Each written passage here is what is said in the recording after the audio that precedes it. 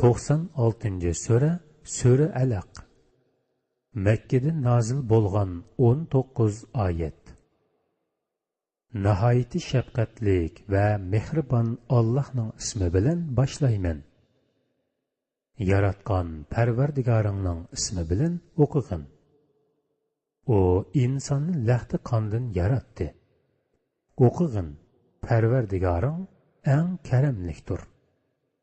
O qalam bilan xat yezishni o'rgatdi. İnsonga bilmagan narsalarni bildirdi. Shek shubhasiz inson o'zini boy sanab Allohga bo'ysunishdan bosh tortib, rostla haddidan oshidi. Ey inson, boradigan yering Parvardigoringning dargohidir. Qilmishingga qarab jazoga yoki mukofotga erishsan. Namoz o'qiyotgan bandini to'sgan odamning holini menga aytib bersangchu.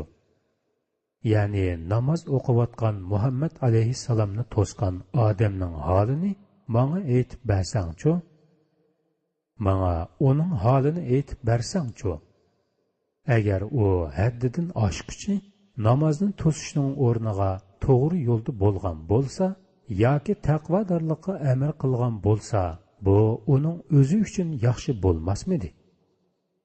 Menga aytib bersangchu. Agar u Qur'onni inkor qilsa, iymondan yuz o'risa, Allohning uni ko'rib turadiganligini bilmadimi? U gumrohlikdan yonsin. Agar u buningdan yonmasa, cho'qim uning ko'kulisidan, yolg'onchi gunohkorning ko'kulisidan tutib, jahannamga so'raymiz. O o'zining so'rindoshlarini yordamga chaqirsin. Biz zaboniylarni chaqiramiz. Ya'ni jahannamning kuchlik, qattiq qo'l farishtalarini chaqiramiz. Bu fojir gumrohlikdan yonsin. Uningga itoat qilmag'in. Allohga sajda qilg'in. Shuning bilan Allohga yaqinchilik hosil qilg'in.